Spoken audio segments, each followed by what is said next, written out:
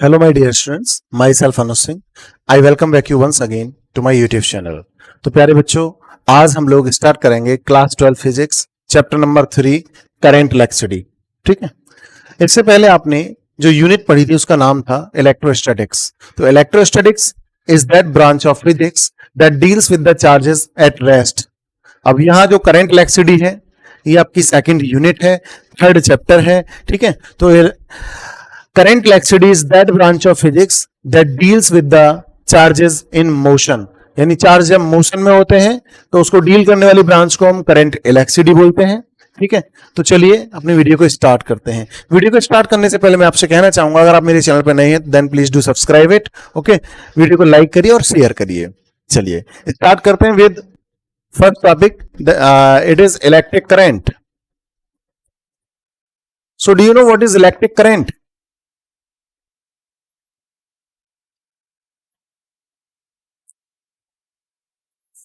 It is the flow of charge through any cross section of a conductor per unit time.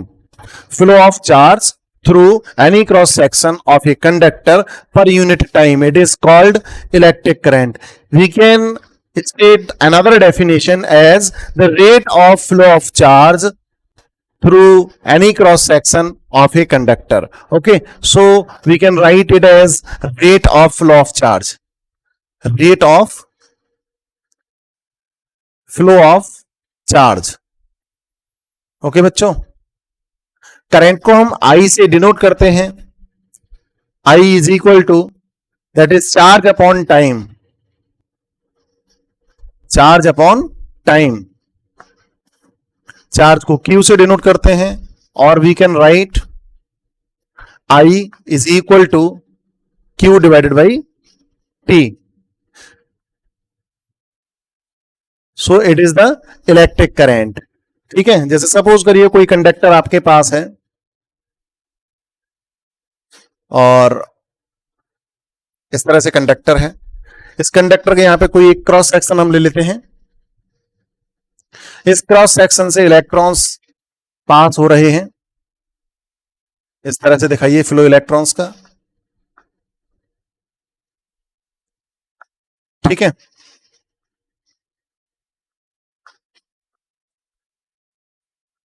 तो per unit time that is per second जितने electrons इस cross section से pass होंगे it will be called electric current. ठीक है. इसको हम electric current बोलेंगे.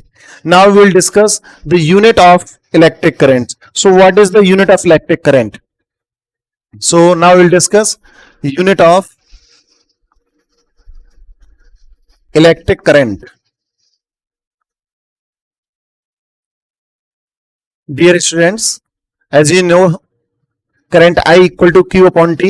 So Q is charge, its unit is coulomb, and this is time, so its unit is second. So coulomb per second, or we will write it as CS minus 1. That is coulomb per second. Coulomb per second is also known as ampere.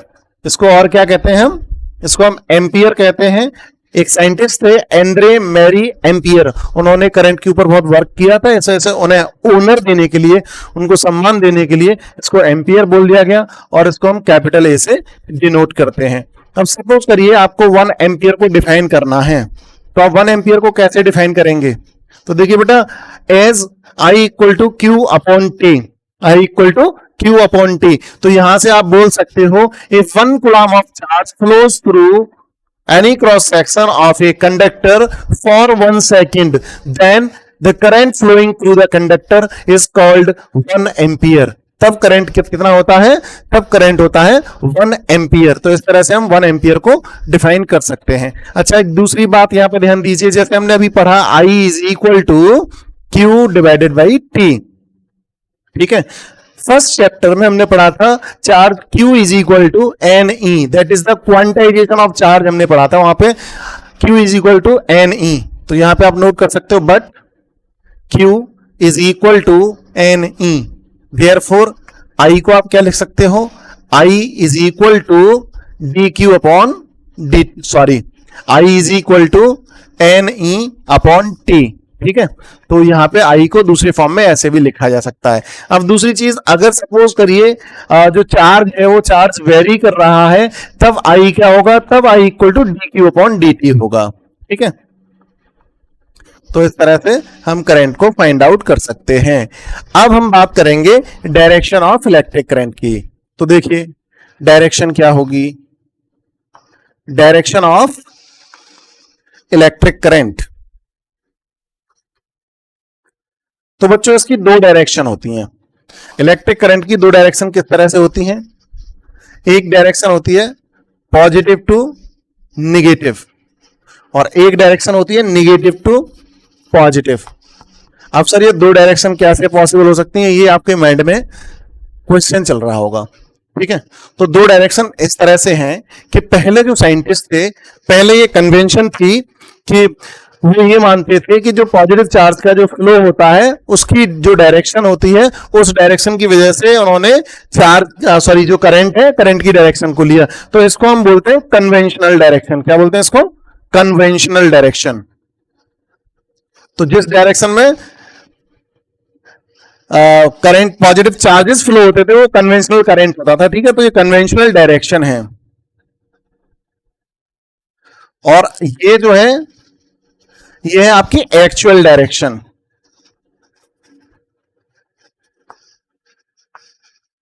ठीक है बच्चों, ये है actual direction. Actual direction क्या होती है, बाद में ये पता लगाया गया कि जो चार्ज होता है वो इलेक्ट्रॉन्स के ऊपर नेगेटिव चार्ज होता है और इलेक्ट्रॉन्स के फ्लो की वजह से ही करंट होता है। ठीक है, तो इलेक्ट्रॉन्स के ऊपर चार्ज होता है नेगेटिव। अब इलेक्ट्रॉन्स बैटरी के किस टर्मिनल की तरफ जाएंगे, क्योंकि इन पे नेगेटिव होता है, और बैटरी के पॉजिटिव की तरफ ये जाएंगे क्योंकि opposite charges attract each other. तो जो एक्चुअल डायरेक्शन होती है, actual direction negative to positive होती है, और जो कन्वेंशनल डायरेक्शन है वो पॉजिटिव टू नेगेटिव होती है इलेक्ट्रिक एक्शनल इलेक्ट्रिक सर्किट में। ठीक है, तो आपको ध्यान रखना है ये जो कन्वेंशन थी यानी परंपरा थी, उस परंपरा को कोई आज तक तोड़ नहीं पाया, वो परंपरा ऐसे ही चली आ रही है। तो आप जो इलेक्ट्रिक सर्किट में आप जो डायरेक्शन दिखाएंगे वो पॉजिटिव टू नेगेटिव ही दिखाएंगे। ठीक है, चलिए अब इसके बाद हम नेक्स्ट हम बात करेंगे अभी टाइप्स ऑफ इलेक्ट्रिक करंट। ठीक है,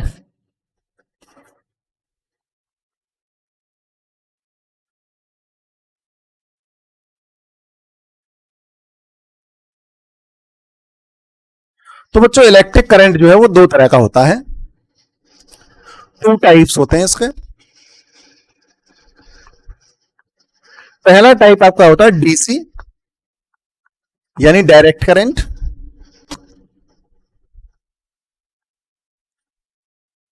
ओके स्टूडेंट। और जो दूसरा टाइप होता है वो होता है एसी यानी ऑल्टरनेटिंग करंट।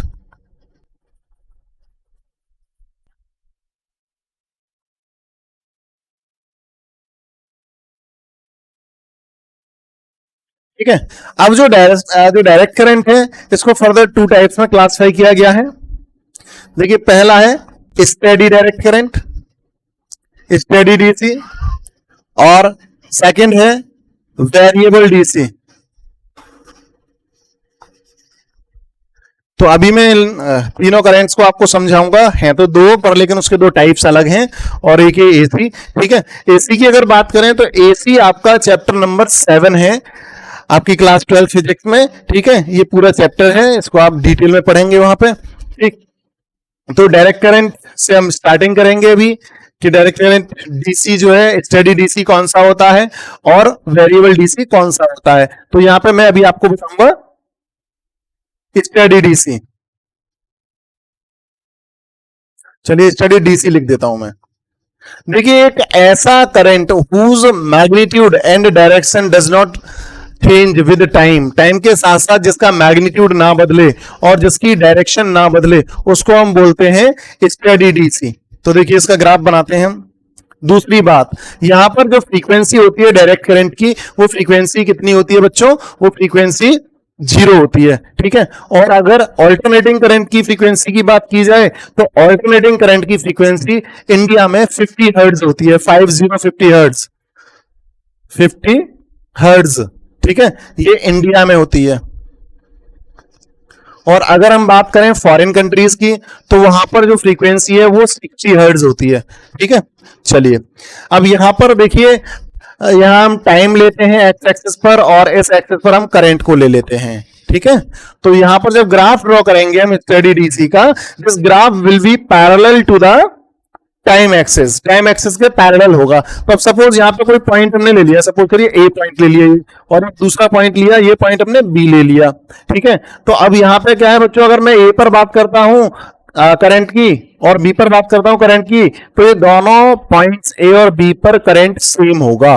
ठीक है ना, तो यहां पर ये चेंज नहीं हो रहा है टाइम के साथ साथ, इसका मैग्नीट्यूड चेंज नहीं हो रहा है।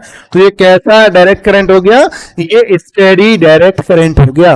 ठीक है, सेकंड हम लेते हैं इसमें वेरिएबल डायरेक्ट करंट, जैसा कि नाम से क्लियर है, वेरिएबल डीसी, यानी एक ऐसा डायरेक्ट करंट जिसका मैग्नीट्यूड टाइम के साथ चेंज हो रहा हो, लेकिन उसकी पोलैरिटी रिवर्स ना हो, उसको हम बोलते हैं वेरिएबल डायरेक्ट करंट। अब पोलैरिटी समझ लीजिए किस तरह से, देखिए बच्चों, यहां पर एक ग्राफ हम इस तरह से ले लेते हैं, एक ग्राफ इस तरह से ले लेते हैं, और एक ग्राफ यहां से ऐसे ले लेते हैं। तो तीनों ग्राफ में आप देख पा रहे हो, सपोज ये पी हमने लेबलिंग कर दी, ये क्यू, और ये लेबलिंग कर दी हमने आर। ठीक, और यहां पे हमने टाइम को लिया है, और यहां पर हमने करंट लिया है इस एक्सिस पर। ठीक है, तो यहां पे आप देख पा रहे हो, यहां पे मैग्नीट्यूड जो है वो मैग्नीट्यूड चेंज हो रहा है, यहां पे भी मैग्नीट्यूड चेंज हो रहा है, और यहां पे भी मैग्नीट्यूड चेंज हो रहा है। ठीक है, पर लेकिन यहां पोलैरिटी चेंज नहीं हो रही। पोलैरिटी का मतलब क्या है, यहां पे देखिए, अगर मैं इसकी बात करूं तो ये एक्स एक्सिस है और ये वाई एक्सिस है। दैट मींस यहां पे तीनों प्लॉट्स जो है, जो तीनों ग्राफ हैं, वो आपके एक्स वाई प्लेन में है, यानी पॉजिटिव पोलैरिटी है, यहां पे वो पोलैरिटी चेंज नहीं हो रही। तो इस तरह का जो करंट होगा जिसकी पोलैरिटी चेंज ना हो लेकिन मैग्नीट्यूड बदल जाए, तो वो वेरिएबल डायरेक्ट करंट होगा। ठीक है, आगे बात समझ में। अब नेक्स्ट मैं आपको बताऊंगा अल्टरनेटिंग करंट। हालांकि आप इसको पूरा, मैंने बताया आपको चैप्टर नंबर 7 में आपको एसी को पढ़ना है। तो एसी देखिए क्या होती है, एक current whose magnitude changes continuously, जिसका मैग्नीट्यूड लगातार बदलता हो, और it reverses its direction periodically, that is after a regular interval of time। एक ऐसा करंट जिसका मैग्नीट्यूड लगातार बदले और उसकी डायरेक्शन पीरियोडिकली रिवर्स हो, तो उस तरह के करंट को हम क्या बोलते हैं, उस तरह के करंट को हम अल्टरनेटिंग करंट बोलते हैं। तो देखिए यहां पे मैं ग्राफ बनाता हूं, तो यहां पर इसका ग्राफ जो आता है बच्चों, इस तरह का ग्राफ होता है। देखिए यहां पर मैं इसको और आगे इंक्रीज कर देता हूं इस तरह से। ठीक है, तो यहां ध्यान दीजिए आप, अगर मैं इतने पोर्शन की बात करता हूं तो ये पॉजिटिव हाफ साइकिल है। यहां तक देखिए ऐसे हम चलते हैं, ऐसे गए और ऐसे करके इस तरह से यहां तक आ गए हम इस जगह पे। तो ये एक कंप्लीट वेव होगी, यहां से स्टार्टिंग हुई, ये जीरो ले लीजिए ओरिजिन, और आई को आप दोनों तरफ लेंगे, ऊपर की तरफ भी और नीचे की तरफ भी। अगर हम ऊपर की बात करते हैं तो पॉजिटिव है, और नीचे की बात करें इसकी तो ये निगेटिव पोर्शन है। अब बात करते हैं इसका मैग्नीट्यूड कैसे चेंज हो रहा है। तो देखिए सपोज मैंने इसको ले लिया 1, इसको ले लिया 2, और ये मैक्सिमम वैल्यू इसको ले लिया 3, फिर यहाँ पे डाउन होगा 2, और फिर यहाँ पे 1, और फिर यहाँ पे फिर से हम इस वाली लाइन पे आ गए तो ये 0। अब ऐसे ही यहाँ पर -1, -2, -3, ये जस्ट इमेजिन कर लिया हमने। ठीक है, तो यहाँ पे -2, यहाँ पे -1, और यहाँ पे 0। ठीक है, यहां तक बात समझ में आ गई आपको। तो ये आप देख पा रहे हैं, यहाँ पे मैग्नीट्यूड लगातार चेंज हो रहा है, मैग्नीट्यूड लगातार चेंज हो रहा है, यहाँ पे भी मैग्नीट्यूड चेंज हो रहा है। ठीक है, और इसकी डायरेक्शन यहां के बाद देखिए, यहां तक ये पॉजिटिव हाफ साइकिल था, ये पॉजिटिव था, और यहाँ पे फिर ये निगेटिव में एंटर कर गया। ठीक है, तो एक ऐसा करंट, मैंने आपको बताया, अभी आगे की वेव की बात बाद में करेंगे। ठीक है ना, तो ये भी बिल्कुल सेम ऐसे ही होगा। तो एक ऐसा करंट जिसका मैग्नीट्यूड लगातार बदले और वो अपनी डायरेक्शन को एक रेगुलर टाइम इंटरवल के बाद चेंज करे, तो उसको हम अल्टरनेटिंग करंट बोलते हैं। फ्रीक्वेंसी के बारे में मैंने आपको बता दिया, 50 हर्ट्ज फ्रीक्वेंसी इंडिया में होती है एसी की। डीसी की फ्रीक्वेंसी 0 होती है। क्यों 0 होती है? क्योंकि आप यहाँ पे, अगर यहाँ पे भी देखें और यहाँ पे देखें, तो यहाँ पे इनकी डायरेक्शन चेंज नहीं हो रही। अगर डायरेक्शन चेंज हो जाती तो वहां पे ऑसिलेशन बन जाता। ठीक है, that is number of oscillations पर सेकेंड। ठीक है, वो फ्रीक्वेंसी होती है। ठीक, आज के वीडियो लेक्चर में इतना ही। उम्मीद करता हूं आपको ये वीडियो अच्छा लगा होगा। अगर वीडियो आपको अच्छा लगा तो उसको लाइक करिए, शेयर करिए और चैनल को सब्सक्राइब करिए। अब बहुत ही जल्दी हम लोग नेक्स्ट वीडियो में डिस्कस करेंगे about drift velocity. Okay, drift velocity के बारे में जानेंगे, ड्रिफ्ट वेलोसिटी क्या होती है फ्री इलेक्ट्रॉन्स की, और फिर उसके बाद हम जानेंगे ड्रिफ्ट वेलोसिटी और करंट के बीच में क्या रिलेशन होता है, मोबिलिटी क्या होती है। ठीक है, तो उसको हम लोग नेक्स्ट वीडियो लेक्चर में डिस्कस कर लेंगे। ठीक है, तो चलिए मिलते हैं बहुत जल्दी, तब तक के लिए थैंक यू।